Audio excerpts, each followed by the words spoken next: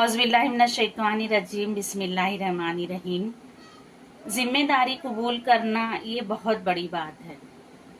अगर आप कामयाब होना चाहते हैं और कामयाबी को अपनी पहचान बनाना चाहते हैं, ज़िंदगी में आगे बढ़ने का मकसद रखते हैं, तो सबसे मज़बूत कदम ये है कि आप अपनी ज़िम्मेदारी को कबूल करें। आसान है हालात को कसूरवार ठहराना, लोगों को इल्ज़ाम देना, वक्त को बुरा कहना, लेकिन मजबूत इंसान वो है जो ये कहता है कि ये मेरी जिम्मेदारी है।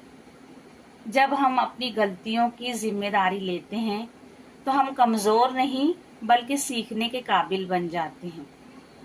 ये हमें बाकिरदार बनाती है। जो शख्स अपनी नाकामी को कबूल कर लेता है वही कामयाबी का हकदार होता है। जिम्मेदारी का मतलब ये नहीं कि खुद को सज़ा दी जाए, बल्कि खुद को संवारा जाए। जो अपने फैसले का बोझ उठाना सीख लेता है वही जिंदगी की राह में मजबूत खड़ा होता है। खुद की कामयाबी या नाकामी की जिम्मेदारी लेने वाला इंसान ही एतमाद, इज्जत और कामयाबी हासिल करता है।